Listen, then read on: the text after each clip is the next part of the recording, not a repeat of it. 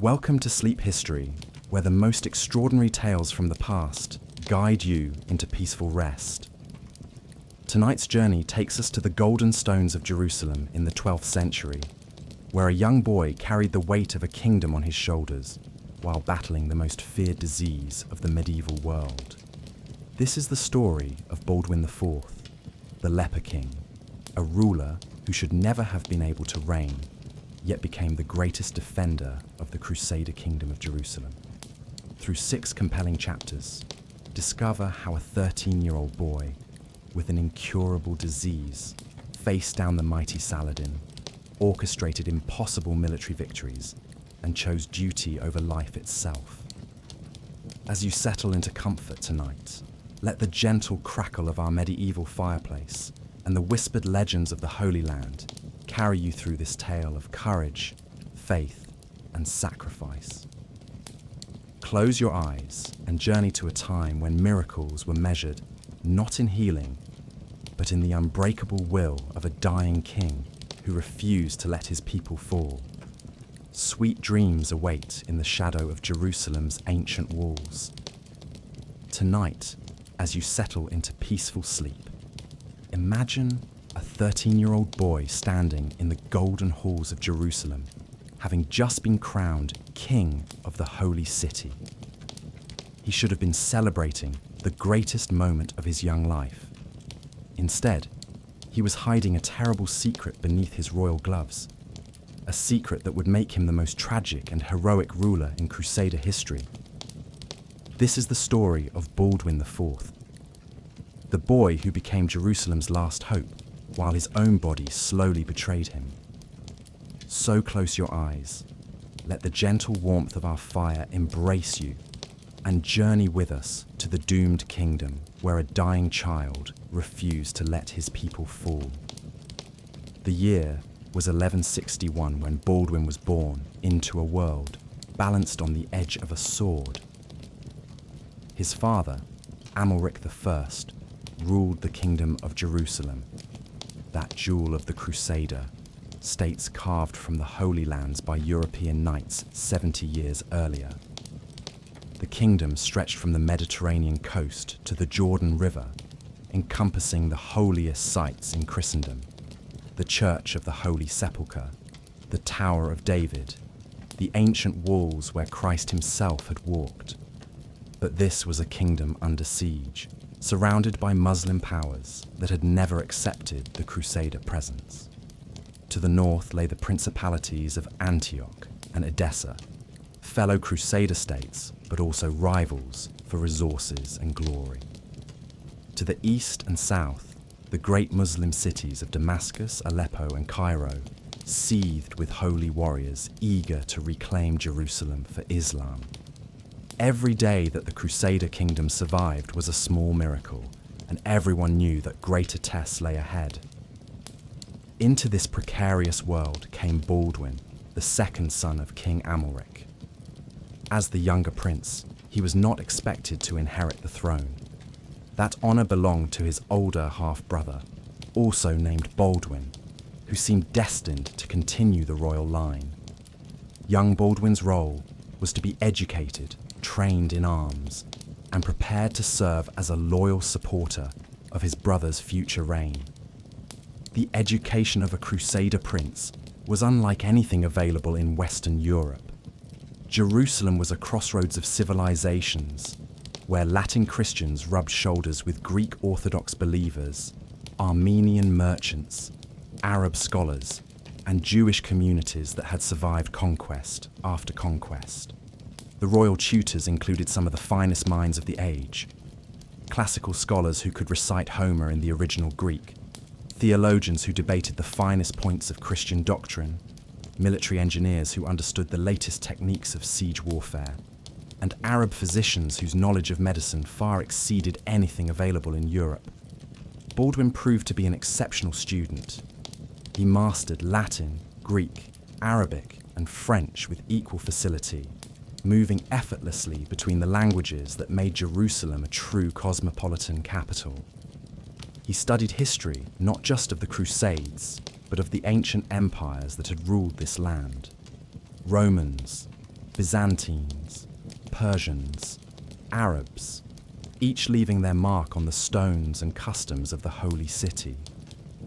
He learned mathematics from scholars who had preserved the works of Euclid and Archimedes, astronomy from those who could read the Arabic translations of Ptolemy, and philosophy from Christian and Muslim thinkers who had debated the great questions for centuries.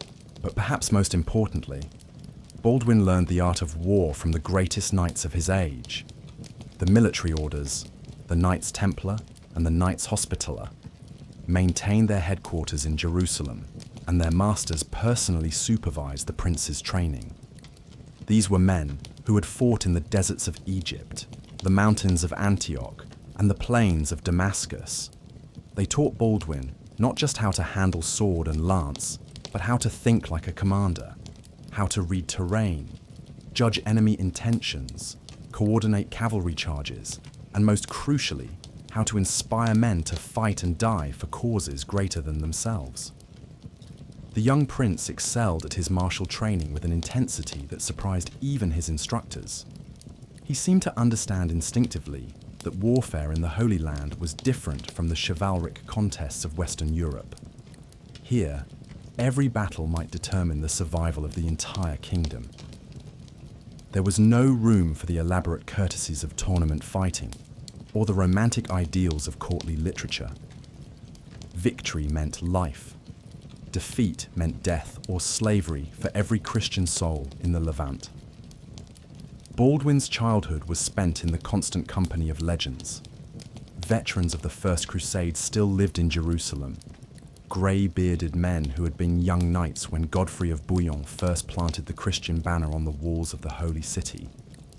They told stories of supernatural visions that had guided the Crusaders through their darkest moments, of divine interventions that had delivered victory against impossible odds, of martyrs whose deaths had purchased the redemption of the holy places. These tales were not mere entertainment, but instruction in the sacred duty that came with ruling Jerusalem. The Crusader Kingdom existed not for the glory or profit of its rulers, but for the protection of the holy sites and the pilgrims who journeyed from across the Christian world to walk where Christ had walked. Every king of Jerusalem was first and foremost a guardian of the faith, a role that transcended the ordinary obligations of medieval kingship. But even as Baldwin absorbed these lessons, dark rumors began to circulate about his health. It started with small things that worried his tutors and disturbed his parents. The prince seemed unusually clumsy during arms training, dropping his sword or failing to react quickly when opponents struck at him. He complained of strange sensations in his hands and feet, sometimes numbness, sometimes burning pain that came and went without apparent cause. At first, these symptoms were dismissed as the growing pains of an active boy, or perhaps the result of too much study and too little sleep. Medieval medicine understood little about many ailments, and the physicians of Jerusalem, while skilled by the standards of their time, could only apply the treatments they had learned from ancient texts and practical experience. They prescribed rest, special diets, herbal remedies, and prayers for divine healing, but the symptoms persisted and gradually worsened. Baldwin began to lose feeling in his extremities, particularly his hands and feet. This was most noticeable during combat training, where the prince's famous intensity began to be marred by moments of confusion and delayed reactions. His sword work, once precise and powerful, became erratic. His horsemanship, previously outstanding, showed disturbing lapses in coordination. The truth was becoming inescapable, though no one wanted to acknowledge it. The symptoms that Baldwin was displaying were consistent with one of the most feared diseases of the medieval world, leprosy, known then as the living death, that gradually consumed its victims while they remained conscious and aware of their deterioration. Leprosy, in the 12th century, was not just a medical condition, but a theological crisis. The disease was widely believed to be divine punishment for sin, a mark of God's displeasure that rendered its victims unclean and unfit for normal human society. Lepers were required to live apart from healthy people, to announce their presence by ringing bells or calling out warnings, and to accept their condition as just retribution for moral failings. For a prince destined to rule the holiest kingdom in Christendom, a diagnosis of leprosy would be catastrophic beyond imagination.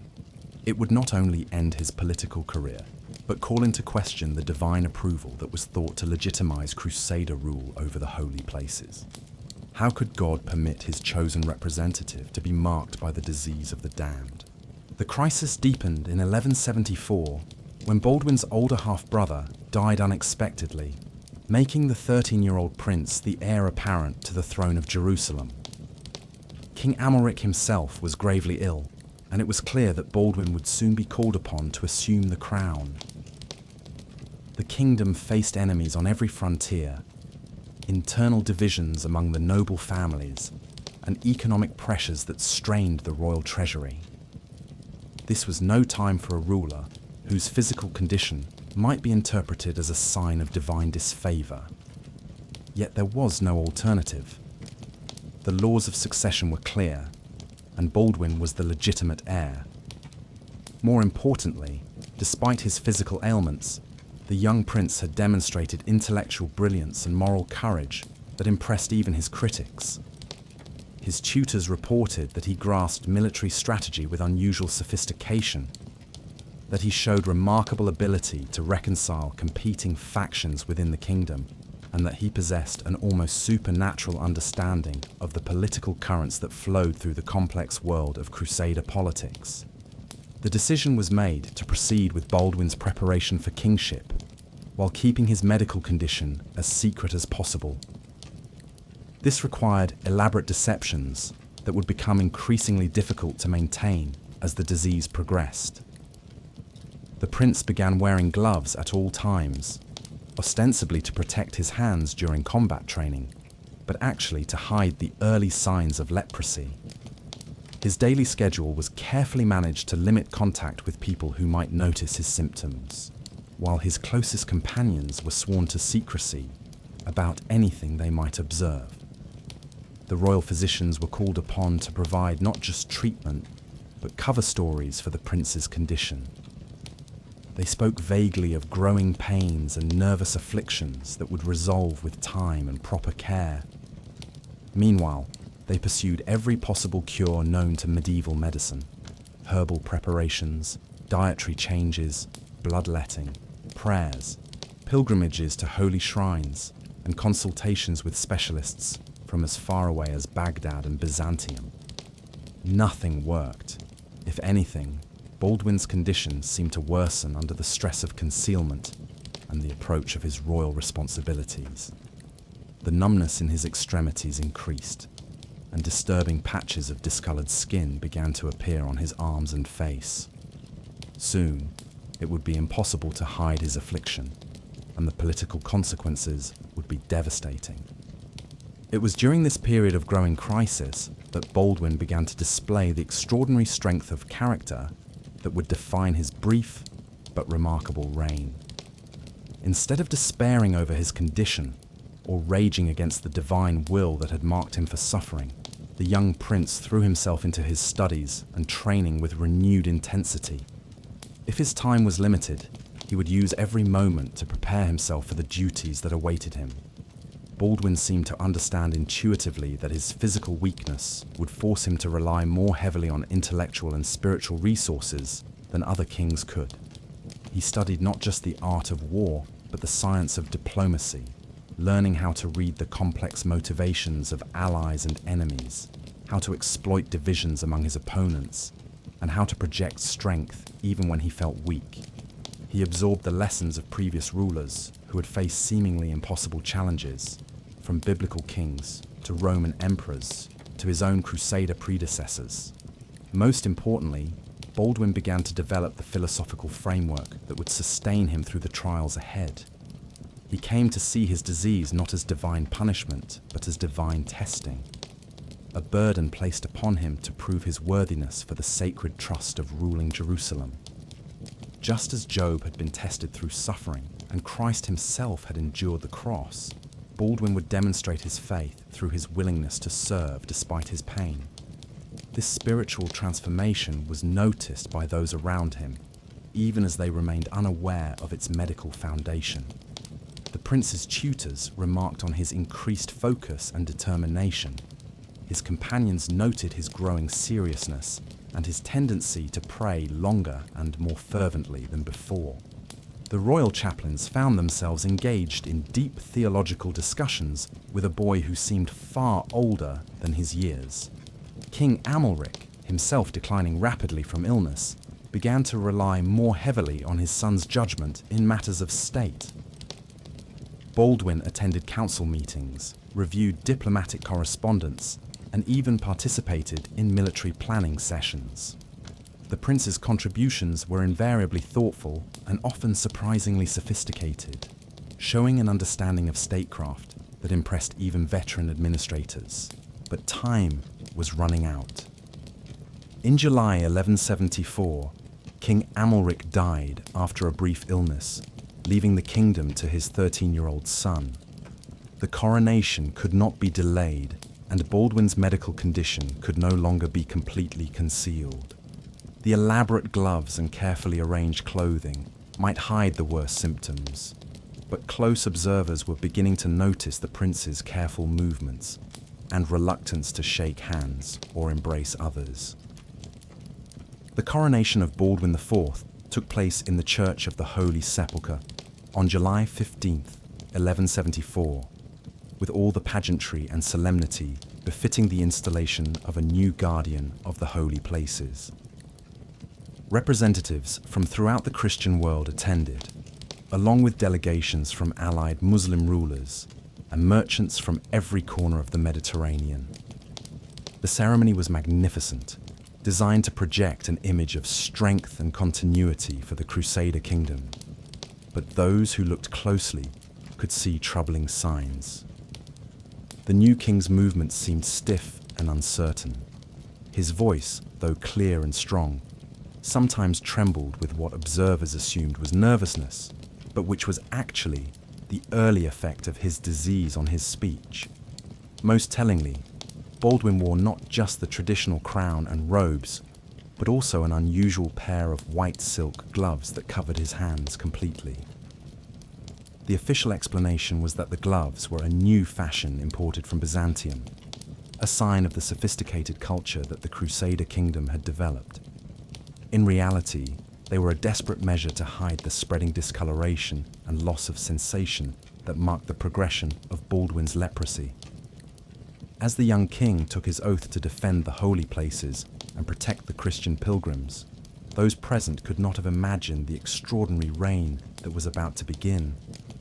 Here was a boy who should have been enjoying the carefree pleasures of youth, instead bearing the weight of a kingdom surrounded by enemies.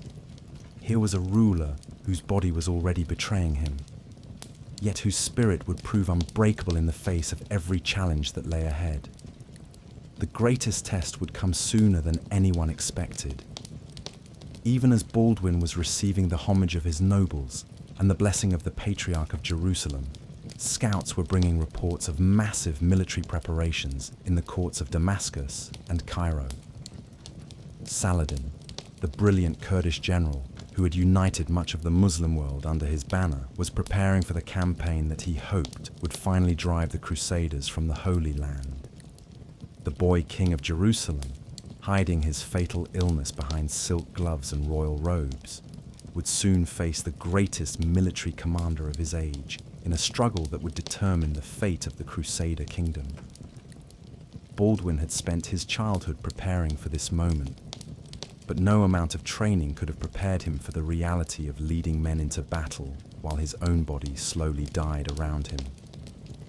Yet, as the young king left the Church of the Holy Sepulchre that day, walking carefully to avoid betraying his condition, but with his head held high and his eyes bright with determination, those who saw him could sense that something extraordinary was beginning. This was not just another royal succession, but the start of a reign that would be remembered long after the kingdoms of his contemporaries had crumbled into dust. Baldwin IV had accepted the crown of thorns that came with ruling Jerusalem. Now he would discover whether his courage was strong enough to bear its weight, and whether his brief life could make a difference that would echo through eternity.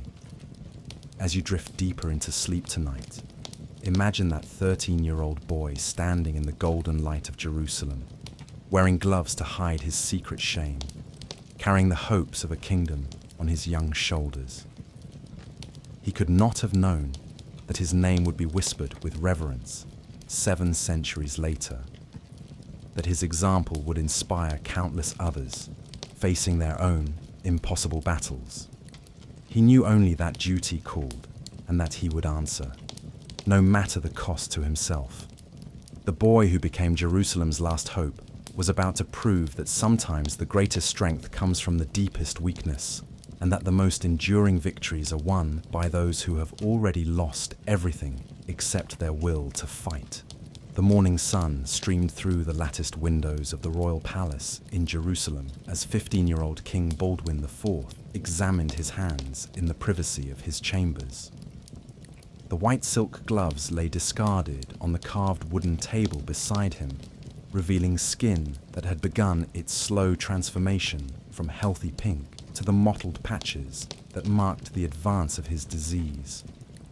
The numbness that had started in his fingertips now extended past his wrists, and he could no longer feel the pressure of his signet ring against his finger. Baldwin flexed his hands carefully, watching the movements with the detached fascination of a scholar studying some ancient manuscript. There was no pain. That was one of the cruel mercies of leprosy. The disease stole sensation before it stole function, leaving its victims aware of their deterioration, but unable to feel it happening.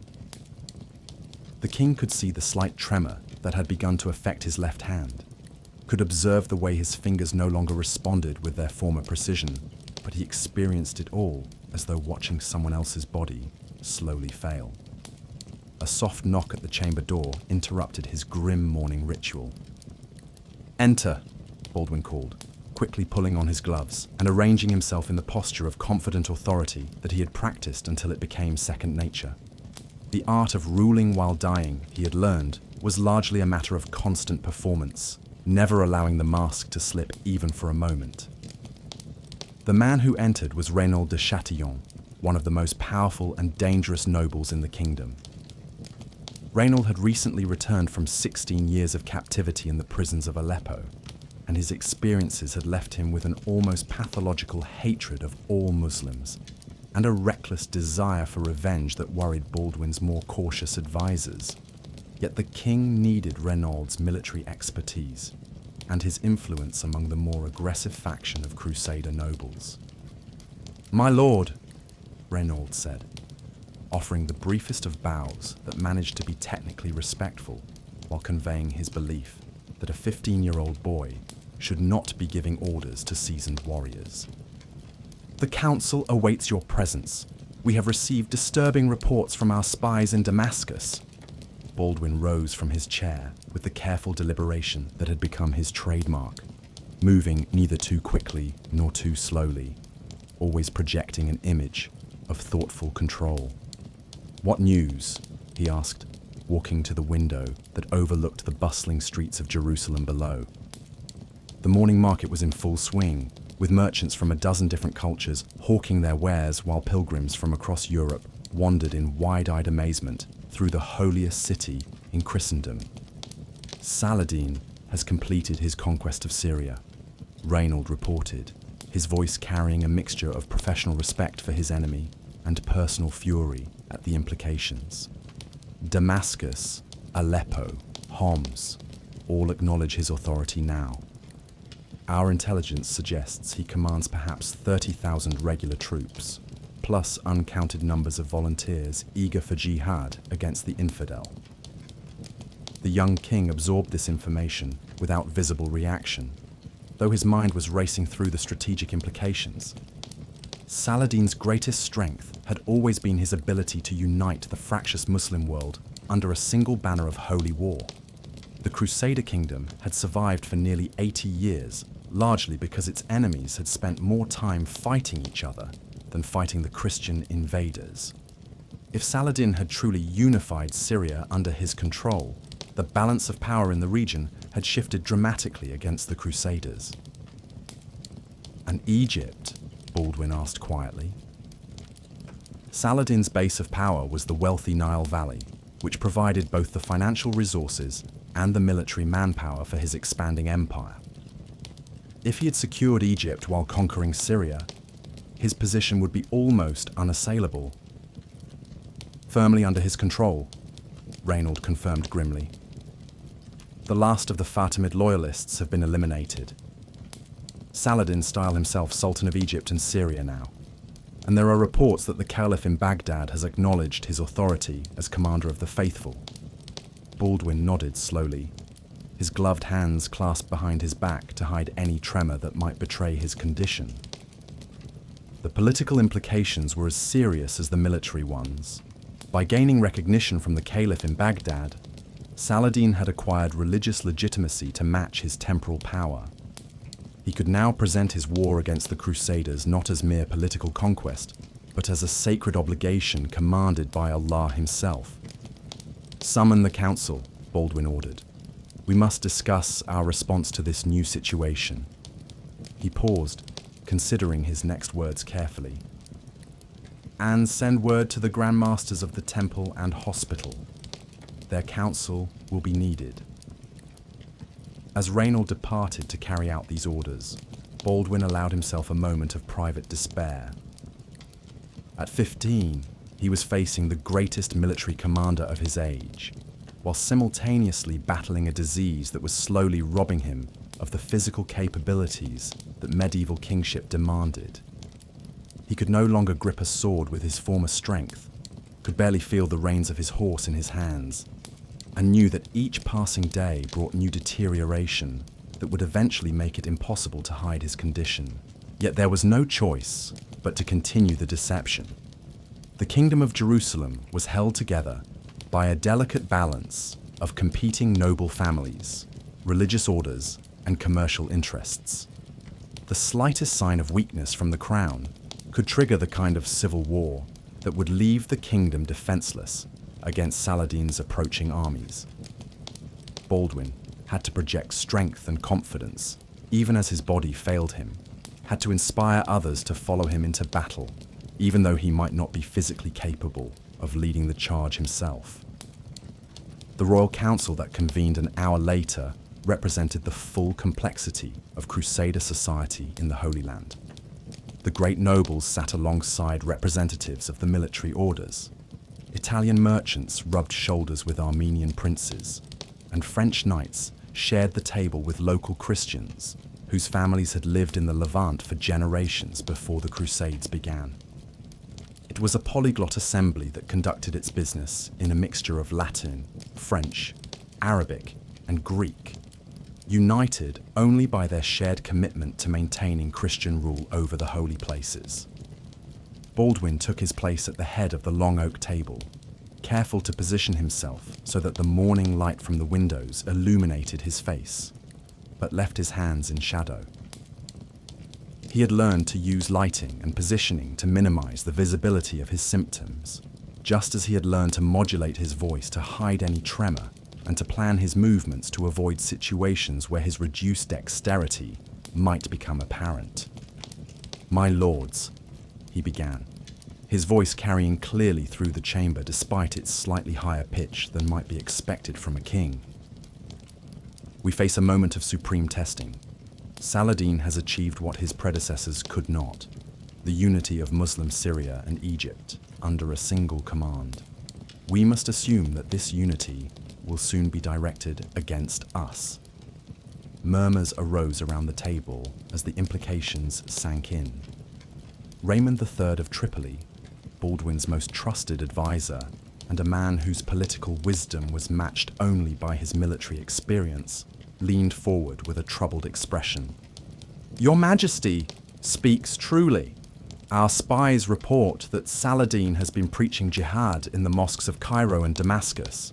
He claims that God has united the Muslim world under his banner for the specific purpose of reclaiming Jerusalem from the infidel."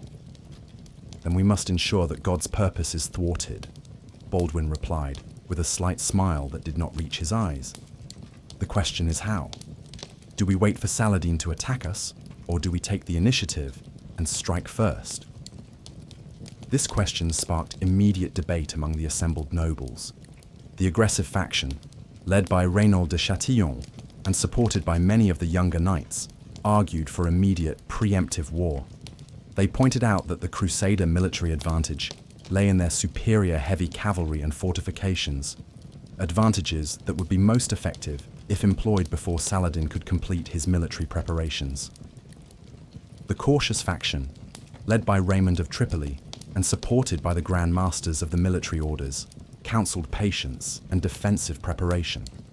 They argued that the kingdom's limited resources made it impossible to sustain a long offensive campaign, and that attempting to attack Saladin in his own territory would leave the Crusader fortresses vulnerable to counterattack. Baldwin listened to both sides with apparent calm, though inside he was wrestling with calculations that went beyond pure military strategy. His disease was progressing rapidly now, and he could feel his physical capabilities diminishing week by week. In 6 months or a year, he might no longer be able to sit a horse in battle or hold a sword effectively. If military action was necessary, it needed to happen soon, while he could still personally lead his forces and maintain the fiction of his physical capability. Lord Raymond raises important points about our resources, Baldwin said finally, his voice cutting through the debate. But we must also consider the psychological dimension of this conflict. Saladin's greatest weapon is the momentum of his victories and the sense among his followers that God favors their cause. If we allow him to complete his preparations and attack us at the time and place of his choosing, we risk confirming that divine favor in the minds of both our enemies and our own people. The young king paused, letting his words sink in before continuing. However, I do not propose that we march immediately into Syria or Egypt. Instead, I suggest that we prepare for the more limited objective of disrupting Saladin's plans and demonstrating that the Kingdom of Jerusalem remains a formidable opponent. This middle course appealed to enough council members to win approval, and the meeting moved on to specific military preparations. Baldwin found himself drawing heavily on the theoretical knowledge he had absorbed during his intensive education, compensating for his lack of battlefield experience with careful study of historical examples and close consultation with his more experienced advisors. The king's approach to military planning revealed the analytical mind that would become one of his greatest assets as a ruler. Unable to rely on physical prowess or intimidating presence, Baldwin developed an almost scholarly approach to warfare that emphasized careful intelligence gathering, detailed logistical planning, and sophisticated understanding of enemy psychology. He studied Saladin's previous campaigns with the intensity of a monk studying scripture, looking for patterns and weaknesses that could be exploited. This intellectual approach to military affairs was supplemented by Baldwin's growing skill at managing the complex personalities and competing interests within his own kingdom. The young king discovered that his physical limitations actually provided certain advantages in council meetings and diplomatic negotiations. His careful, measured speech and thoughtful demeanor created an impression of wisdom beyond his years, while his obvious physical vulnerability made potential rivals less likely to see him as a direct threat to their own ambitions. Baldwin also learned to use his disease as a tool for inspiring loyalty and sympathy among his followers. Without ever directly acknowledging his condition, the king allowed rumors to circulate about his chronic pain and mysterious ailment that he bore with such remarkable courage. These whispers, carefully managed by his closest advisors, created an image of a young monarch who sacrificed his health for his kingdom's welfare. The reality was more complex and far more heroic than any rumor suggested. Each morning, Baldwin faced the private torment of examining his deteriorating body and calculating how long he could continue his royal duties. Each public appearance required careful preparation to hide his symptoms and project an image of strength. Each council meeting or diplomatic reception was a performance that demanded constant vigilance to avoid betraying his condition. Yet Baldwin never showed any sign of self-pity or despair.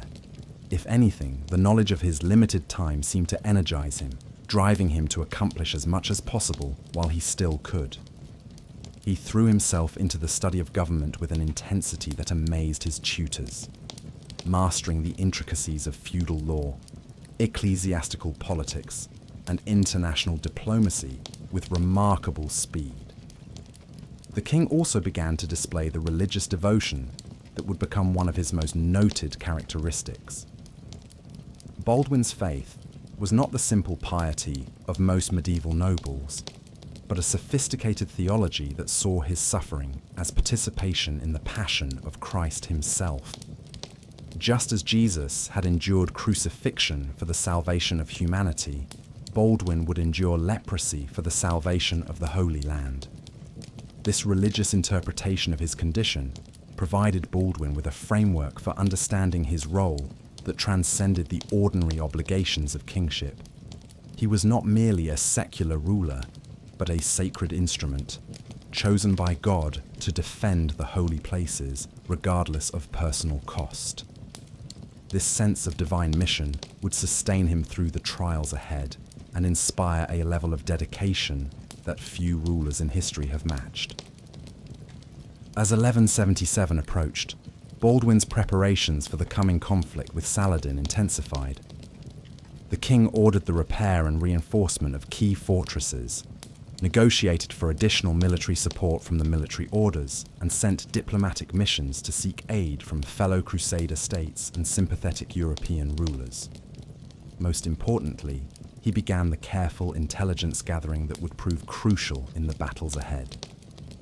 Baldwin's spy network extended throughout the Muslim world, maintained by a combination of Christian merchants, local converts, and paid informants who provided detailed reports on Saladin's military preparations and political maneuvering. The young king read these reports with the dedication of a scholar, building up a comprehensive understanding of his enemy's strengths, weaknesses, and likely strategies. This intelligence revealed that Saladin was indeed preparing for a major campaign against the Crusader Kingdom, but that his preparations were not yet complete.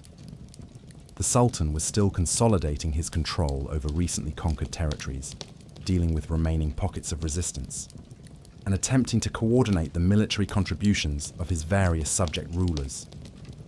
There was a window of opportunity for the Crusaders to act, but it was rapidly closing.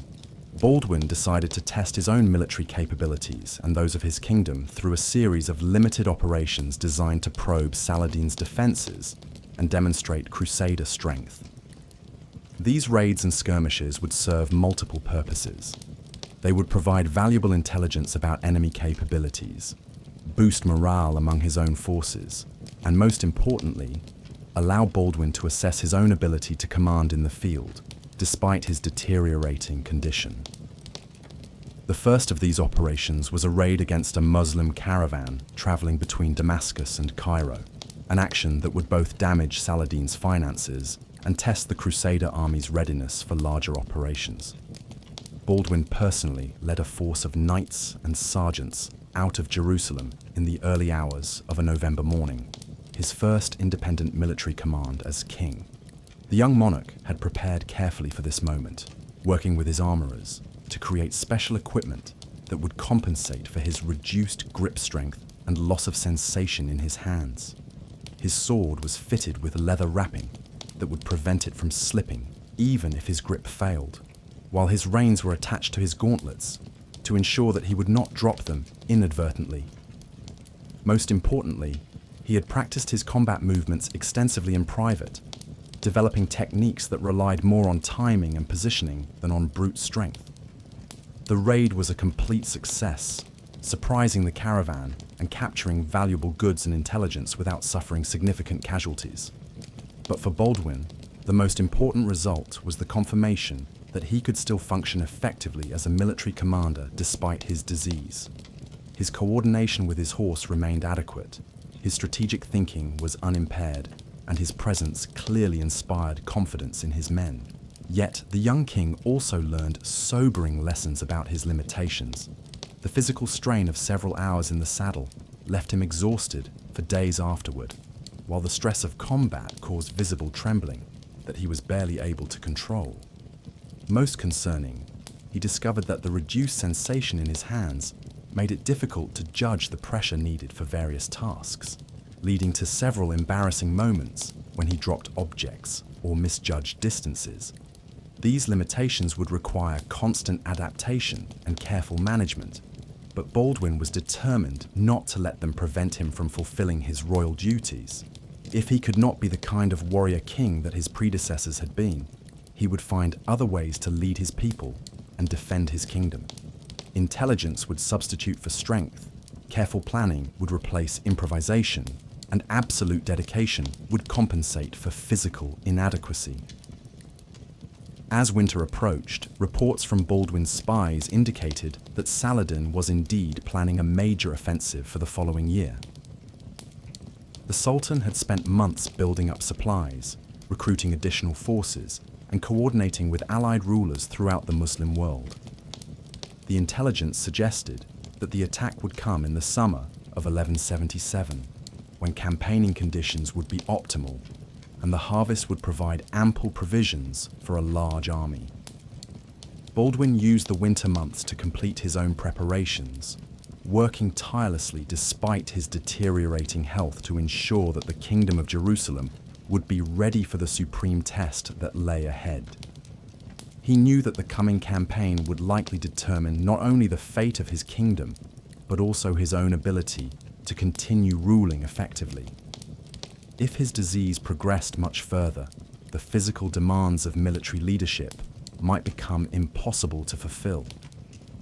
Yet as spring approached and the first reports arrived of Saladin's army assembling near Damascus, Baldwin felt a sense of anticipation rather than dread.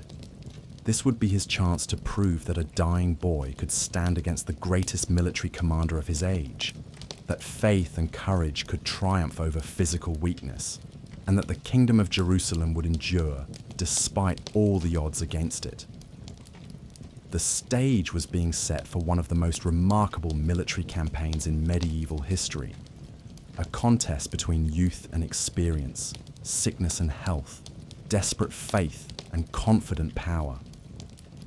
Baldwin IV, the Leper King of Jerusalem, was about to face his destiny on the dusty plains of the Holy Land, where legends would be born and the fate of the Crusader Kingdom would be decided. As you drift deeper into peaceful sleep, imagine that young king preparing for the trial that would define his brief but remarkable reign. In the quiet hours before dawn, while his subjects slept safely behind the walls of Jerusalem, Baldwin IV was already awake, studying maps and reports, planning strategies and considering possibilities, never allowing himself to rest, because he knew that rest was a luxury that dying kings could not afford. The November sun was merciless as it beat down on the coastal plain of Palestine, turning the mail hauberks of the Crusader knights into furnaces and making every breath feel like swallowing fire. 16-year-old King Baldwin IV sat motionless on his destrier, watching through the wavering heat as a dust cloud on the southern horizon grew larger and more distinct with each passing hour. Somewhere within that approaching storm of sand and steel was Saladin himself, the Sultan of Egypt and Syria, leading what was reputed to be the largest Muslim army assembled since the early days of the Crusades. Baldwin's own force was pitifully small by comparison. Perhaps 500 knights, 1,000 sergeants, and a few hundred infantry drawn from the military orders and the levies of Jerusalem. Against Saladin's reported 26,000 warriors, the odds were so overwhelming that several of Baldwin's own advisors had suggested retreat to the safety of fortified cities. But the young king, hidden behind silk gloves and the carefully maintained facade of royal authority, had made a decision that would echo through history. He would meet Saladin in open battle, trusting in God and the desperate courage of men who fought for their very survival. The events leading to this moment had unfolded with the inexorable logic of a Greek tragedy. Saladin had indeed launched his long-anticipated invasion of the Crusader Kingdom, but not in the manner that Baldwin's intelligence network had predicted. Instead of the direct assault on Jerusalem that the Crusaders had prepared for, the Sultan had chosen a more subtle strategy that revealed his growing sophistication as both general and politician. The Muslim army had crossed into Crusader territory from Egypt, moving up the coastal road with apparent intention of besieging the great fortress of Ascalon. This maritime stronghold controlled the southern approaches to the Kingdom of Jerusalem and served as a crucial link in the defensive chain that protected the holy city from Egyptian attack. If Ascalon fell, Saladin would have a secure base for future operations and a powerful psychological victory that might encourage other Crusader fortifications to surrender without a fight. But Ascalon was a deception, a brilliant feint that concealed Saladin's true objective. While the Crusader forces concentrated on defending the coastal fortress, the Sultan detached a significant portion of his army and sent it racing inland toward Jerusalem itself. The holy city, stripped of most of its garrison to reinforce Ascalon, lay virtually defenseless before this unexpected thrust. Baldwin learned of the deception through a messenger who arrived at his camp outside Ascalon with his horse lathered in sweat and his voice hoarse from hard riding. "My lord," the scout gasped, throwing himself from his mount and falling to his knees before the young king. "Jerusalem is threatened. A great army approaches from the south, flying Saladin's banners." The news struck the Crusader camp like a thunderbolt. In a single masterstroke, Saladin had outmaneuvered the entire Crusader defensive strategy, leaving Baldwin with an impossible choice: abandon siege of the Muslim forces at Ascalon and race back to defend Jerusalem, or maintain the current positions and risk losing the holy city itself. For Baldwin, there was no choice at all. Jerusalem was not merely the political capital of his kingdom, but the spiritual heart of the entire Crusader enterprise. If the holy city fell, the psychological impact would be catastrophic, potentially triggering the collapse of all the remaining Crusader states. More personally, Baldwin knew that his own legitimacy as king depended largely on his role as guardian of the holy places. A ruler who lost Jerusalem would forfeit any claim to divine favor and probably face immediate rebellion from his own nobles. "We march for Jerusalem immediately," Baldwin declared, his voice carrying clearly despite the tremor that had begun to affect his speech. "Send word to all commanders. We break camp within the hour." The decision to abandon Ascalon and race toward Jerusalem was strategically sound, but tactically nightmarish. Baldwin's force would have to cover nearly 40 miles of hostile territory in the blazing heat of a Palestinian November, all while knowing that they were marching toward a confrontation with an enemy army many times their size. Worse, the rapid march would exhaust both men and horses, leaving them in poor condition for the battle that awaited them. But Baldwin had calculated that speed was more important than preparation. If Saladin's raiders reached Jerusalem before the royal army could intercept them, the war would effectively be over regardless of what happened afterward. The young king was gambling everything on his ability to catch the Muslim force before it could complete its mission, and then somehow defeat it despite the overwhelming disparity in numbers. The march that followed tested the limits of human endurance. The Crusader column moved through the scorching afternoon heat with an urgency that bordered on desperation, pausing only briefly for water and rest, while messengers galloped back and forth with updates on enemy movements. Baldwin rode at the head of the column, his deteriorating body held upright in the saddle through sheer force of will, constantly encouraging his men and projecting an image of confident determination, despite his private knowledge of how slim their chances truly were. The young king's physical condition made the ordeal almost unbearable. The constant jarring of the horse's movement sent waves of pain through his increasingly numb extremities. while the heat and dehydration exacerbated the fatigue that now plagued him constantly. Several times during the march, Baldwin felt himself beginning to sway in the saddle and had to grip the pommel with both hands to avoid falling, praying that none of his men would notice the momentary weakness. Yet somehow the king endured, drawing on reserves of courage and determination that surprised even himself. When knights complained of exhaustion, Baldwin reminded them of their sacred duty to protect the holy places. When horses began to fail from the heat, Baldwin ordered his own reserves distributed among the men who needed them most.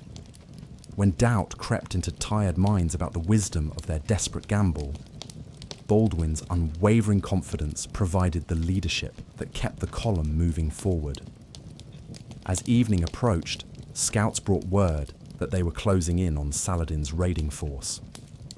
The Muslim army had indeed been moving toward Jerusalem, but had been slowed by their own success. They had captured several minor settlements along the way, and were now burdened with loot and prisoners that reduced their mobility. More importantly, they seemed unaware that Baldwin's army was approaching, apparently believing that the Crusader forces remained pinned down at Ascalon. This intelligence gave Baldwin the one advantage he desperately needed, the element of surprise. If he could strike the Muslim army before they realized they were under attack, he might be able to offset the numerical disparity through superior positioning and the shock value of an unexpected assault. It was a slim hope, but it was the only chance the Crusaders had. The young king called his senior commanders together for a final council of war as the sun began to set behind them. The meeting took place in a small depression beside the road, with the participants crouched around a crude map scratched in the sand, while sentries kept watch for enemy patrols. Baldwin's hands shook slightly as he pointed to various features on the improvised diagram, but his voice remained steady as he outlined his desperate plan. Saladin's force is encamped near Montgisard, perhaps 3 miles ahead, Baldwin explained, using a stick to indicate positions on his sand map. Our scouts report that they have posted minimal sentries and seem unprepared for attack. We will approach in 3 columns under cover of darkness, surround their camp, and assault at dawn when their guards are most likely to be drowsy. Raymond of Tripoli, Baldwin's most experienced military advisor, studied the plan with obvious concern. Your Majesty, even if we achieve complete surprise, we will still be outnumbered by more than 10 to 1. If the attack fails, we die with honor defending our faith, Baldwin interrupted, his young voice carrying a conviction that surprised the seasoned warriors around him. But I do not believe it will fail. God did not bring us this far to abandon us now. The king's faith was more than mere optimism. It was the product of a sophisticated theological understanding that had developed as his disease progressed. Baldwin had come to see his suffering as participation in the Passion of Christ, and his kingdom's struggles as a reflection of the cosmic battle between good and evil. In this framework, the approaching battle was not merely a political or military contest, but a spiritual trial that would demonstrate God's will for the Holy Land. This religious interpretation of their situation resonated powerfully with Baldwin's followers, who were themselves sustained by faith in their sacred mission. The military orders in particular drew strength from the young king's spiritual confidence, seeing in his courage, despite obvious physical weakness, a sign of divine favor that might indeed grant them victory against impossible odds. As the night deepened, the Crusader army moved into position with the careful precision that Baldwin had demanded. Despite his physical limitations, the young king insisted on personally reconnoitering the enemy camp, crawling through the scrub brush on his belly alongside his scouts to observe Saladin's dispositions. What he saw confirmed his intelligence. The Muslim force was indeed larger than his own army, but they had grown careless from their recent successes and were poorly prepared for a night attack. Baldwin spent the remaining hours before dawn in prayer, kneeling on the rocky ground beside a makeshift altar where the true cross, the most sacred relic of the Crusader Kingdom, had been set up by the army's chaplains. the sight of their young king maintaining his vigil, despite obvious pain and exhaustion, inspired the entire army. And by the time the eastern sky began to lighten, every man in the Crusader force was ready to follow Baldwin into what might well be their final battle. The attack began with the first rays of sunrise, as Baldwin's 3 columns struck the Muslim camp simultaneously from different directions.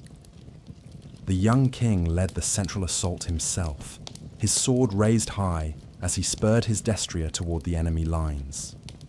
For a few crucial minutes, complete surprise allowed the vastly outnumbered Crusaders to wreak havoc among their enemies, cutting down sentries and overrunning the outer perimeter of the camp before serious resistance could be organized. But Saladin was far too experienced a commander to be caught completely off guard. Even as his men scrambled to form defensive lines, the Sultan was organizing a counterattack that would test every ounce of courage and skill that Baldwin possessed. The battle that followed would be remembered as one of the most dramatic encounters of the entire Crusader period, a contest between desperate faith and confident power that seemed to defy all military logic. Baldwin fought in the front ranks like a man possessed, his carefully concealed weakness transformed into a kind of desperate strength by the intensity of the moment. His special equipment worked as designed, allowing him to maintain his grip on both sword and reins, despite the numbness in his hands, while his reduced sensation actually proved advantageous by allowing him to ignore minor wounds that might have distracted other fighters. More importantly, the young king's presence in the battle line inspired his men to feats of courage that seemed almost supernatural. Knights who had been ready to flee when they saw the size of the enemy army instead charged again and again into the Muslim formations, driven by their determination not to let their boy king die alone. Sergeants and infantry who had never expected to face such overwhelming odds fought with the fury of men who had nothing left to lose. The battle raged for hours under the blazing sun, with neither side able to gain a decisive advantage. Saladin's superior numbers allowed him to replace his casualties and maintain pressure on the Crusader lines. But Baldwin's men fought with such intensity that they repeatedly broke through what should have been impregnable positions. The young king seemed to be everywhere at once, appearing wherever his line was hardest pressed, rallying wavering units and leading charge after charge against the enemy formations. As noon approached, both armies were nearing exhaustion, but it was clear that the Crusaders could not maintain their desperate resistance much longer. Baldwin's horse had been killed under him, and he was fighting on foot now, his royal surcoat torn and bloodied, his carefully maintained facade of physical capability abandoned in the heat of battle. Several of his senior commanders had fallen, and gaps were beginning to appear in the Crusader line that could not be filled from their dwindling reserves. It was at this moment of supreme crisis that the miracle occurred. A great shout arose from the rear of Saladin's army as a new force appeared on the horizon, the garrison of Ascalon, racing to join their king in his desperate gamble. The fortress commander had decided to abandon his defensive position and bring every available man to Baldwin's aid, adding perhaps 1,000 fresh warriors to the Crusader cause, just when they were most needed.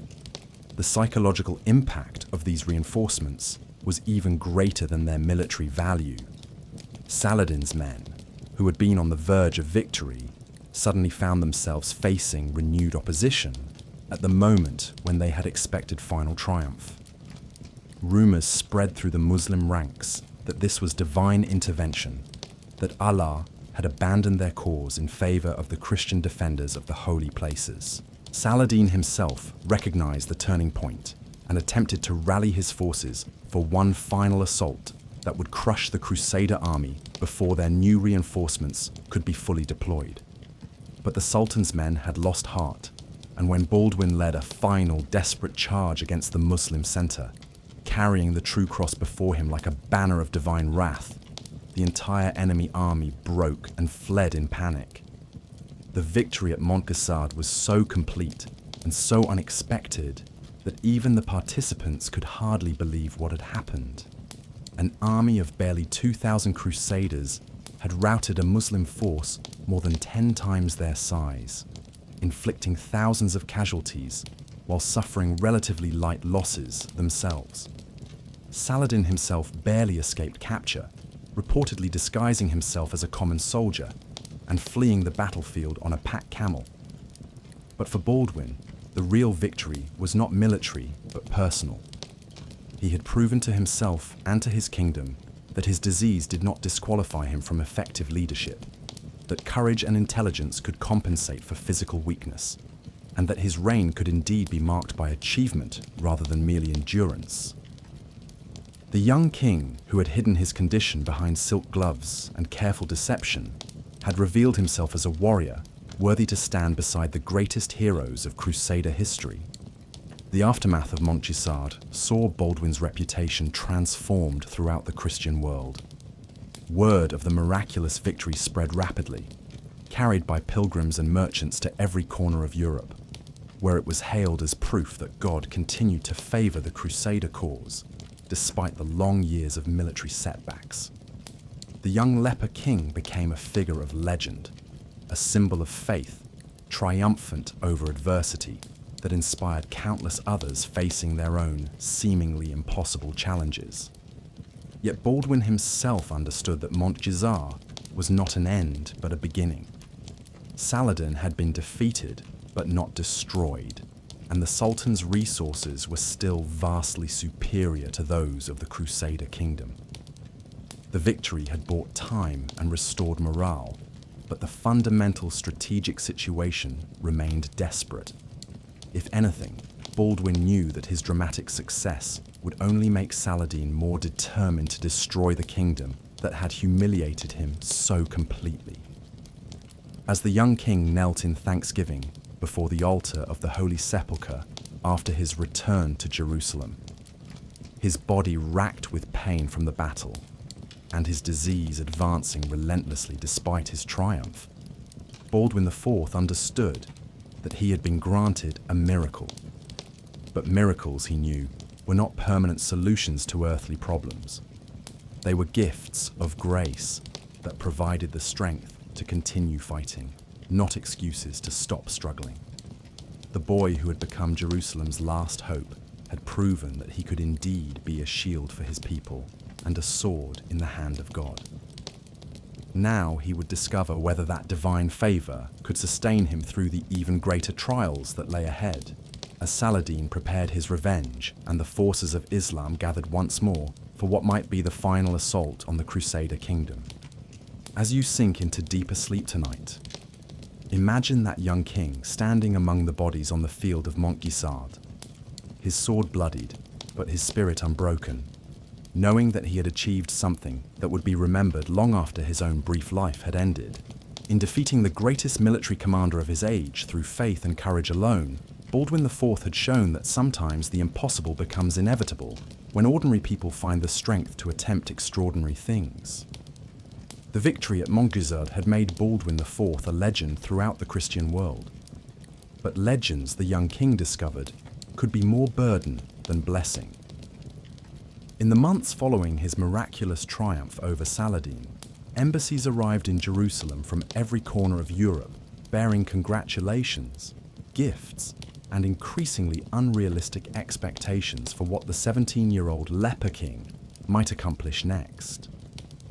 The Holy Roman Emperor sent a crown of gold, the King of France offered military support, and the Pope himself wrote personally to praise Baldwin as a new David who had slain the Goliath of Islam.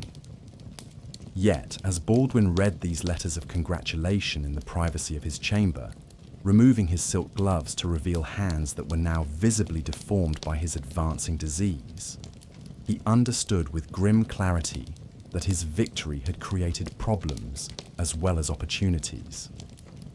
Saladin would return, of that there could be no doubt, and when he did, he would come with a larger army, better preparations, and a burning desire for revenge that would make him an even more dangerous opponent than before. More immediately concerning was the effect that Montgisard had on the political dynamics within the Kingdom of Jerusalem itself. Baldwin's dramatic success had silenced his critics and united the kingdom behind his leadership, but it had also raised expectations that a young man whose body was slowly failing might not be able to fulfill.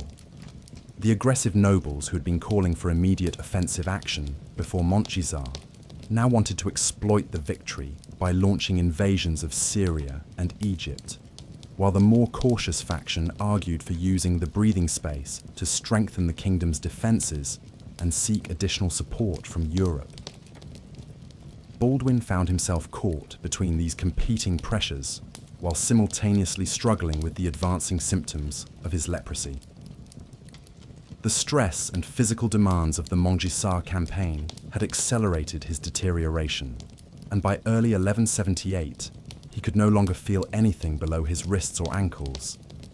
His face had begun to show the early signs of the disease's most visible effects, requiring him to adopt new strategies for concealing his condition during public appearances. The young king's response to these challenges revealed the remarkable maturity and strategic thinking that had made his victory possible. Rather than attempting to capitalize immediately on his success through aggressive military action, Baldwin chose to use the prestige gained at Montgisard to strengthen the kingdom's long-term position through diplomacy, fortification, and careful alliance building. His first priority was ensuring that Saladin could never again achieve the kind of strategic surprise that had nearly succeeded before Montgisard. Baldwin expanded his intelligence network throughout the Muslim world, recruiting new agents and establishing communication lines that would provide early warning of any future invasion attempts. He also began a systematic program of fortress construction and repair that would create multiple defensive barriers against enemy advance. Most importantly, Baldwin recognized that the kingdom's survival ultimately depended on maintaining European support and recruitment. The Crusader states had always relied on a steady stream of pilgrims, settlers, and military reinforcements from the west, but this flow had diminished considerably during the decades of Crusader military setbacks. Montgisard provided an opportunity to revitalize European interest in the Holy Land, and Baldwin was determined to exploit it fully. The king's diplomatic efforts bore fruit when the Holy Roman Emperor, Frederick Barbarossa, announced his intention to lead a new crusade to the east, while the kings of France and England began serious discussions about their own possible expeditions. These commitments were still years away from fulfillment, but the mere prospect of major European military intervention served to deter Muslim aggression while boosting Crusader morale. Yet even as Baldwin worked to secure his kingdom's future, he was forced to confront the reality of his own declining health. By 1179, the leprosy had progressed to the point where concealment was becoming increasingly difficult. The king's movements had become noticeably stiff and careful, his speech occasionally slurred, and most damaging of all, patches of discolored skin had begun to appear on his face, despite all efforts to hide them with cosmetics and careful lighting. The crisis came during a formal reception for a visiting embassy from Constantinople. As Baldwin was receiving the Byzantine envoys in the throne room of the royal palace, one of the diplomats noticed the telltale signs of leprosy on the king's face and reacted with visible alarm.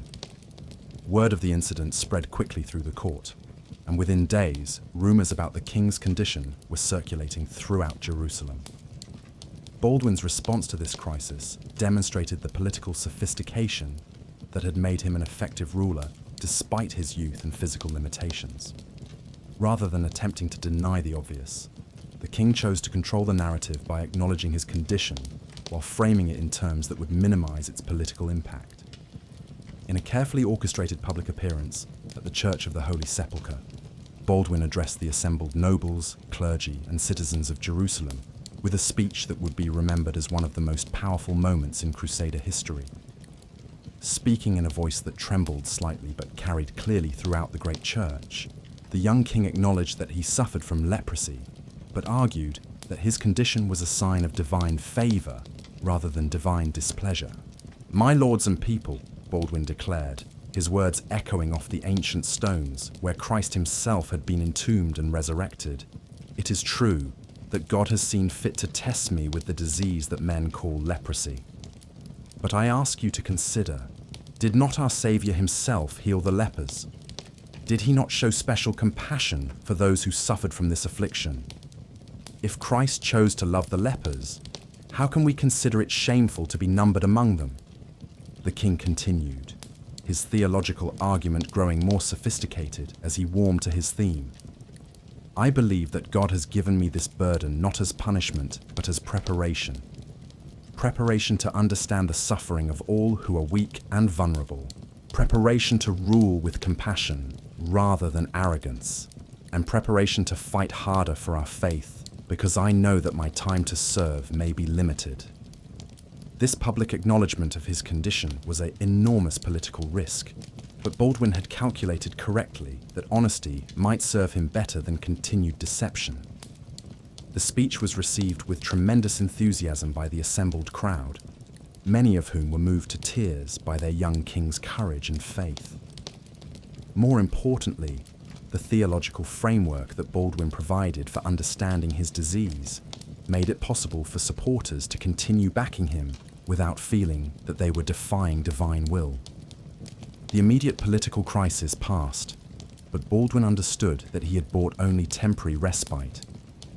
His disease would continue to progress, and eventually, his physical condition would make continued rule impossible. This knowledge drove him to work with even greater intensity during the years that remained to him, attempting to accomplish as much as possible while he still could. The period from 1179 to 1183 saw Baldwin at the height of his political and military effectiveness, despite his declining health. The king managed to maintain peace with Saladin through a series of truces and diplomatic arrangements that allowed both sides to consolidate their positions, while simultaneously strengthening the Crusader Kingdom's defenses and international relationships. Baldwin's diplomatic achievements during this period were particularly remarkable, given the complex web of competing interests and religious animosities that characterized medieval Middle Eastern politics. The young king proved adept at exploiting divisions among his Muslim neighbors, supporting rebels against Saladin's authority, while maintaining officially peaceful relations with the Sultan himself.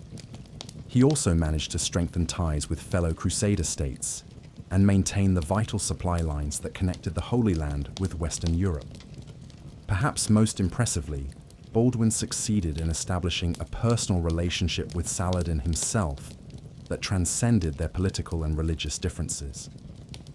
The two rulers began exchanging gifts and messages that revealed genuine mutual respect, despite their ultimate enmity. Saladin reportedly praised Baldwin's courage and military skill, while Baldwin acknowledged the Sultan's honor and chivalric virtues even as he prepared to resist Muslim reconquest of the Holy Land. This personal diplomacy served practical purposes for both rulers. For Saladin, peaceful relations with Jerusalem allowed him to focus on consolidating his control over Syria and Egypt without the distraction of constant warfare. For Baldwin, the truces provided desperately needed time to prepare for the final confrontation that both men knew was inevitable. Yet even as Baldwin achieved these diplomatic successes, his physical condition continued to deteriorate at an alarming rate. By 1181, the king could no longer grip objects reliably, could barely mount his horse without assistance, and experienced frequent episodes of weakness that left him bedridden for days at a time. Most seriously, his eyesight was beginning to fail, forcing him to rely increasingly on trusted advisors for information about written documents and facial expressions during negotiations. Baldwin's response to these mounting disabilities revealed the extraordinary strength of character that had sustained him throughout his reign. Rather than retreating from his royal duties, the king adapted his methods of governance to accommodate his physical limitations while maintaining his effective leadership of the kingdom. Unable to participate personally in military campaigns, Baldwin developed new approaches to warfare that emphasized intelligence gathering, strategic planning, and the coordination of multiple allied forces rather than the personal leadership that had characterized his earlier victories. He created a sophisticated command structure that allowed him to direct military operations from Jerusalem while his subordinate commanders executed his plans in the field. The king also revolutionized the administration of his kingdom, establishing new bureaucratic procedures that reduced his personal workload while maintaining royal control over key decisions. Baldwin trained a cadre of trusted clerks and administrators who could handle routine governmental business, freeing him to focus on the major strategic decisions that only the king could make. Most importantly, Baldwin began the delicate process of preparing for his own succession while attempting to maintain political stability in the meantime. The king had never married and had no legitimate children, creating a succession crisis that threatened to tear the kingdom apart when he died. Baldwin's solution was to designate his nephew, the young Baldwin V, as his heir, while simultaneously arranging for a regency council that would govern until the child came of age. These succession arrangements were complicated by the competing ambitions of various noble factions and the continuing influence of Baldwin's sister Sibylla, whose own marital choices would ultimately determine the royal bloodline. The king spent enormous effort during his final years attempting to balance these competing interests, while ensuring that the kingdom would remain united under effective leadership after his death. By 1183, Baldwin's condition had progressed to the point where he could no longer appear in public without causing alarm among his subjects. The once handsome young king now wore a mask of silver to hide his ravaged features, spoke with difficulty through lips that were increasingly deformed, and moved with the careful deliberation of a man whose body no longer obeyed his will. Yet even in this extremity, Baldwin continued to function as an effective ruler, conducting state business from his private chambers and maintaining his network of alliances and intelligence sources throughout the region. His dedication to his royal duties, despite obvious suffering, inspired tremendous loyalty among his supporters and grudging respect even from his enemies. The final test of Baldwin's reign came in 1183, when Saladin launched another major invasion of the Crusader Kingdom, this time with better preparation and a more sophisticated strategy than he had employed at Montgisard. The Sultan had learned from his earlier defeat and now commanded an army that was both larger and more disciplined than his previous forces. Baldwin, now completely incapacitated by his disease, was forced to direct the kingdom's defense from his sickbed in Jerusalem. Unable to take the field personally, the king relied on his carefully trained subordinates to execute a defensive strategy that had been years in the making. The campaign that followed would test every aspect of Baldwin's legacy and determine whether the kingdom he had fought so hard to preserve could survive without his personal leadership. As you drift into deeper sleep tonight, imagine that young king in his final years, hidden behind a silver mask but still burning with the determination that had made him great, working tirelessly to secure his kingdom's future, even as his own time ran out.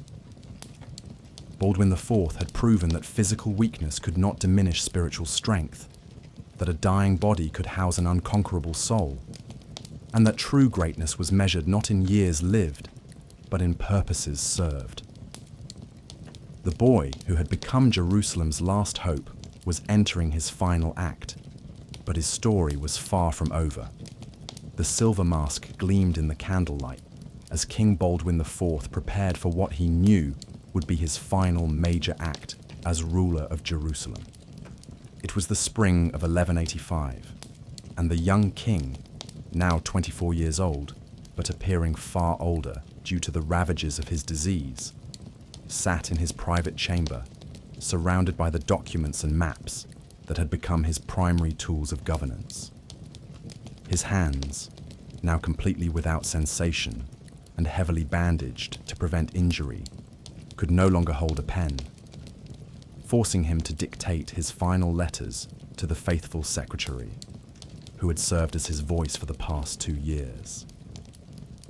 The silver mask had become necessary the previous winter, when Baldwin's facial deformities had progressed beyond the point where cosmetics and careful lighting could conceal them. Crafted by the finest artisans in Jerusalem, the mask was a masterwork of medieval metalwork that followed the contours of Baldwin's face while hiding the worst effects of his leprosy. Breathing holes had been carefully placed to allow speech, while eye slits permitted limited vision despite the cataracts that increasingly clouded his sight.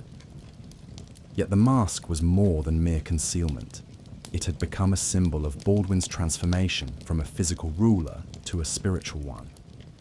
No longer able to lead armies in person or appear at public ceremonies, the masked king had evolved into a figure of almost mystical authority, whose very presence inspired both awe and devotion among his subjects. Stories circulated throughout the kingdom of the king's supernatural endurance, his prophetic insights, and his ability to perceive truth despite his failing eyesight. The immediate crisis that occupied Baldwin's attention was the succession question that had haunted his reign since the progression of his disease had made it clear that he would not live to old age. His designated heir, the child Baldwin V, was only 7 years old, and clearly incapable of assuming the demanding responsibilities of ruling the Crusader Kingdom. More problematically, the boy's health was fragile, raising the possibility that he too might die young and leave the kingdom without a clear succession. Baldwin IV's solution to this dilemma revealed the political sophistication that had characterized his entire reign. Rather than simply naming a regent who would govern until Baldwin V came of age, the king had crafted a complex arrangement that balanced the competing interests of the kingdom's major noble factions, while providing mechanisms for dealing with various possible scenarios. The regency was to be shared between Raymond III of Tripoli, Baldwin's most trusted advisor and the kingdom's most experienced statesman, and Jocelyn III of Edessa, a member of the royal family who commanded respect among the more aggressive noble factions. This joint arrangement was designed to prevent any single individual from accumulating enough power to threaten the legitimate succession, while ensuring that the kingdom would have competent leadership during the dangerous years ahead. But Baldwin's most controversial decision involved his sister Sibylla, whose future marriage would determine the royal bloodline if the young Baldwin V died without heirs. The king had initially opposed Sibylla's marriage to Guy de Lusignan, a relatively minor French nobleman whose political connections and military experience were insufficient for the demanding role of potential king. However, by 1185, Baldwin was forced to accept this marriage as a fait accompli, while attempting to limit its political consequences through careful legal arrangements.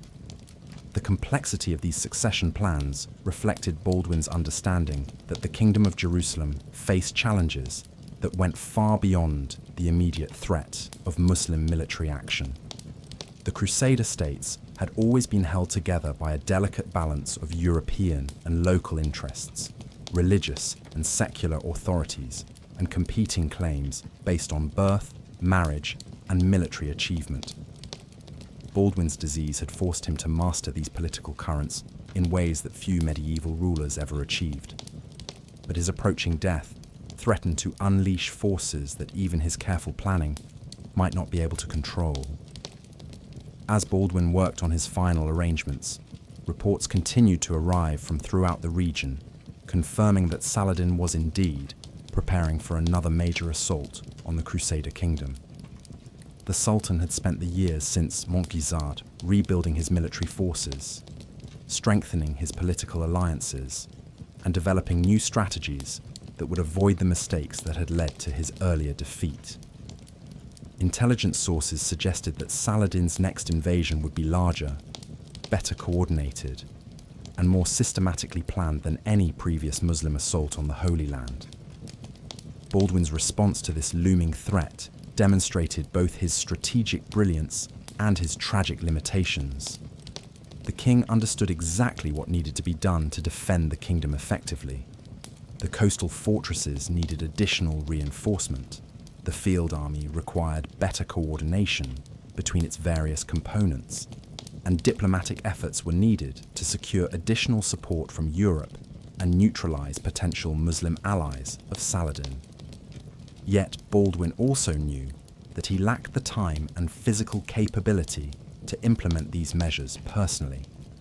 His disease had progressed to the point where he could barely remain conscious for more than a few hours at a time, while his loss of vision and speech difficulties made direct communication increasingly challenging. The king who had once led his forces personally into battle was now forced to conduct the defense of his kingdom through intermediaries and written instructions, never certain whether his orders were being accurately transmitted or effectively executed. This physical deterioration was accompanied by an intensification of Baldwin's religious devotion that reflected his understanding of his approaching death. The king spent increasing amounts of time in prayer and contemplation, developing a sophisticated theological framework for understanding his suffering that would influence Christian thought about disability and divine purpose for centuries to come. Baldwin's approach to his own condition was neither the simple resignation that medieval medicine recommended for incurable diseases, nor the bitter rebellion that might have been expected from a young man facing early death. Instead, the king developed a complex understanding of his leprosy as a form of spiritual purification that had prepared him for his sacred duties, while demonstrating God's special favor rather than displeasure. "The disease that men call accursed has been my greatest teacher," Baldwin dictated to his secretary during one of his final theological meditations. "It has taught me that true strength comes not from the body, but from the soul, that real authority derives not from physical presence, but from moral purpose, and that lasting victory belongs not to those who conquer cities, but to those who conquer themselves." This philosophical acceptance of his condition was matched by practical preparations for his death that revealed Baldwin's continuing concern for his kingdom's welfare.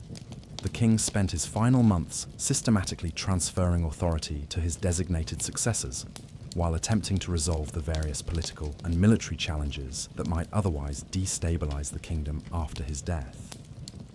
One of Baldwin's most important final acts was his reconciliation with various noble factions that had opposed his policies during earlier years of his reign.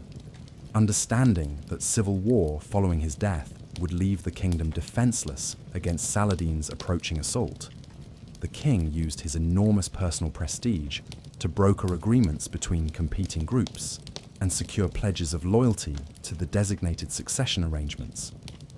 These diplomatic efforts were complicated by Baldwin's deteriorating ability to communicate effectively, but the king's moral authority remained so powerful that even his political enemies were moved by his obvious dedication to the kingdom's welfare, despite his personal suffering. Several nobles who had been critics of Baldwin's reign publicly acknowledged their respect for his courage and pledged to support his chosen successors in recognition of his sacrificial service. Baldwin's final military contribution was the completion of a comprehensive defense plan that would allow the kingdom to resist Saladin's expected invasion, even without the personal leadership that had been so crucial during earlier crises. This plan emphasized the use of fortified positions to channel enemy advances into prepared killing zones, the coordination of cavalry strikes to disrupt Muslim siege operations, and the employment of intelligence networks to maintain awareness of enemy movements and intentions. The defensive strategy that Baldwin developed drew heavily on the lessons learned at Montgisard and during subsequent campaigns, but it was adapted to account for the changed circumstances that would prevail after his death. Unable to rely on the kind of inspirational personal leadership that had been so effective in his earlier victories, the plan instead emphasized systematic preparation, disciplined execution, and the careful coordination of multiple defensive elements. Most importantly, Baldwin's final military arrangements included detailed provisions for maintaining morale and political unity during the inevitable succession crisis that would follow his death.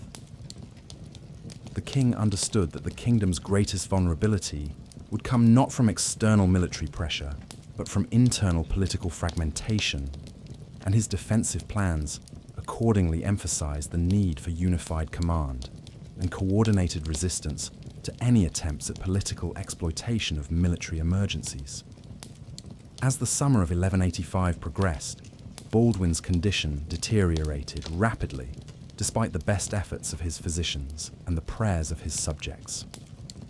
The king's periods of consciousness became shorter and less frequent, while his ability to communicate was reduced to brief whispered instructions that only his closest advisors could understand. Yet even in this extremity, Baldwin continued to fulfill his royal duties with a dedication that amazed those around him.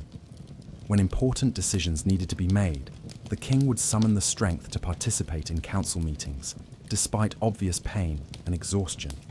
When diplomatic communications required his personal attention, Baldwin would dictate responses that revealed continued strategic sophistication, despite his physical decline.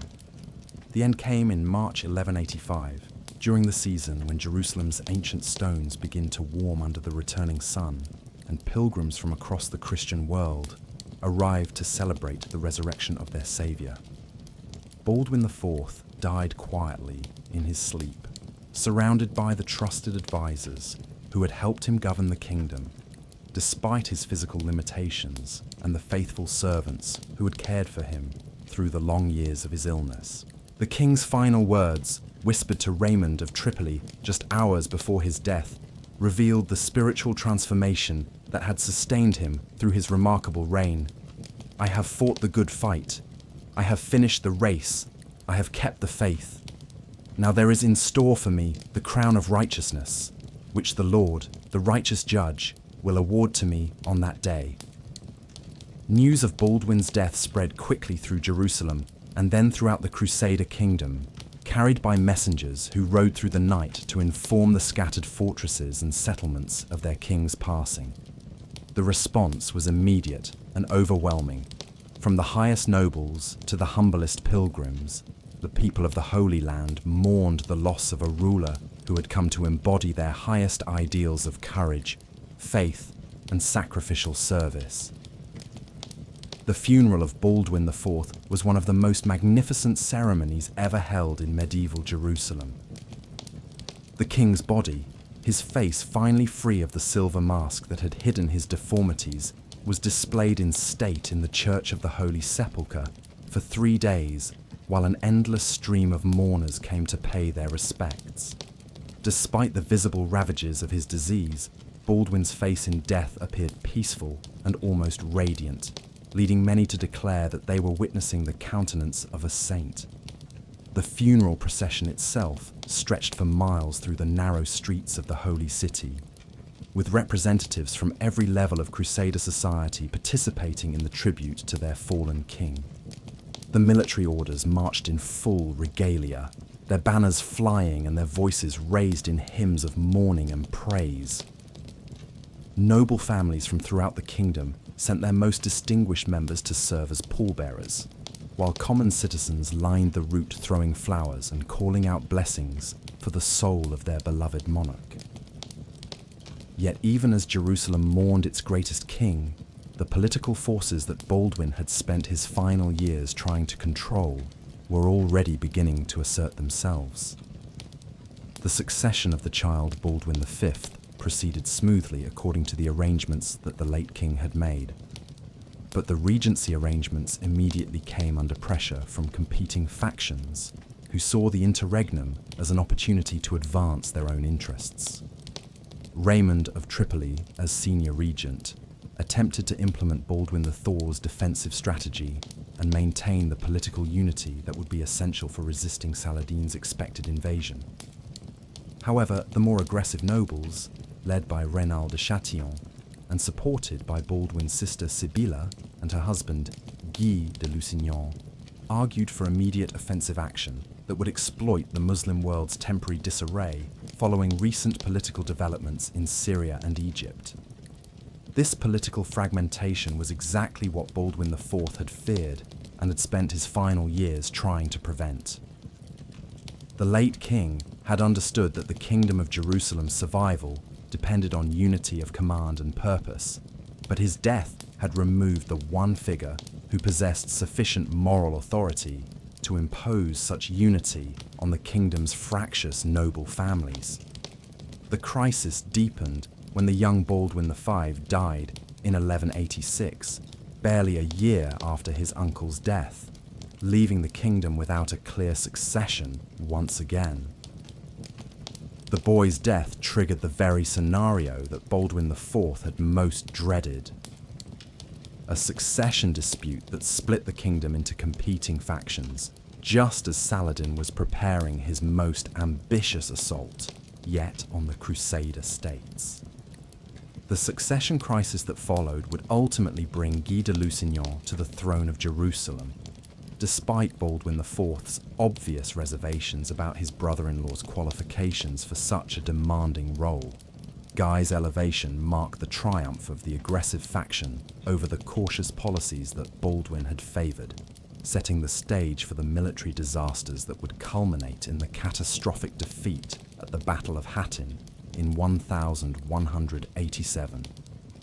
The loss of Jerusalem itself to Saladin's victorious armies in that same year vindicated Baldwin IV's strategic concerns and demonstrated the tragic consequences of abandoning his careful balance between aggression and restraint. The holy city that Baldwin had defended so heroically fell to Muslim reconquest less than 3 years after his death, bringing an end to the Crusader Kingdom that he had devoted his life to preserving. Yet Baldwin's legacy extended far beyond the immediate political consequences of his death. The example of courage and faith that he had provided during his brief but remarkable reign inspired generations of subsequent leaders who faced their own seemingly impossible challenges. His demonstration that physical weakness need not preclude effective leadership and that moral authority could transcend bodily limitations became a powerful symbol for all who struggled against adversity. More immediately, Baldwin's influence on medieval attitudes toward disease and disability helped to transform Christian understanding of suffering and divine purpose. His theological interpretation of leprosy as spiritual testing, rather than divine punishment, provided a framework for thinking about illness that emphasized dignity and purpose rather than shame and abandonment. The military innovations that Baldwin had developed during his reign also had lasting influence on medieval warfare. His emphasis on intelligence gathering, strategic planning, and the coordination of multiple defensive elements became standard practices for subsequent commanders who faced superior enemy forces. His understanding that inspiration and morale could be more important than numerical superiority influenced military thinking for centuries to come. Perhaps most importantly, Baldwin IV's reign demonstrated that greatness could emerge from the most unlikely circumstances, and that extraordinary achievement was possible even for those whom society considered least capable of leadership. His transformation from a diseased child into one of the most effective kings in Crusader history provided proof that human potential could transcend any physical limitation when supported by sufficient courage, intelligence, and dedication. The morning sun cast long shadows across the ancient stones of Jerusalem as pilgrims from distant lands knelt before a simple tomb in the Church of the Holy Sepulchre. Nearly 8 centuries had passed since Baldwin IV drew his last breath, yet still they came, kings and commoners, scholars and soldiers, believers and skeptics, all drawn by the legend of the Leper King who had refused to let his disease define his destiny. The tomb itself was modest compared to the elaborate monuments of other medieval rulers. No golden effigies or precious stones marked the resting place of Baldwin IV.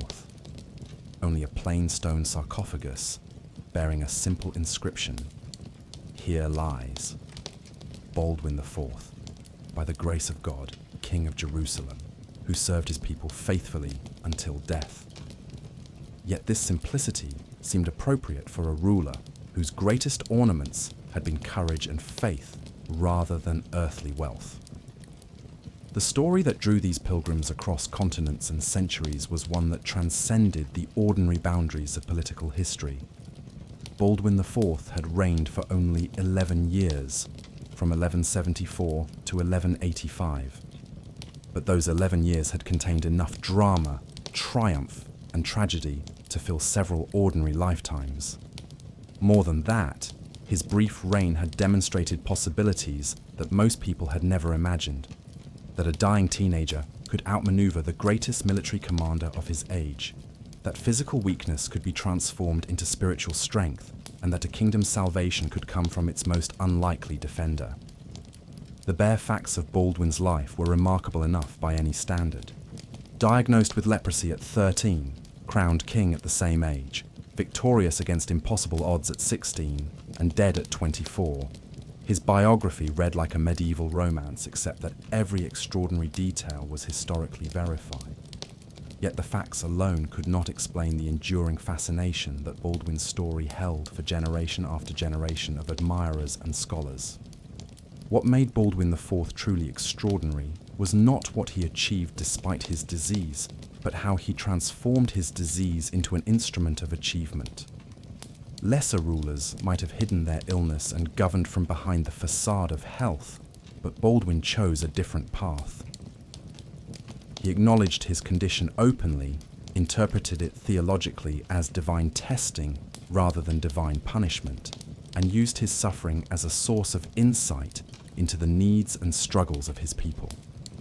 This transformation of weakness into strength became the central theme of Baldwin's reign, and the foundation of his enduring legacy. Medieval society generally viewed physical disability as evidence of moral failing or divine displeasure. But Baldwin's example challenged these assumptions and opened new possibilities for understanding the relationship between body and soul, human limitation, and divine purpose.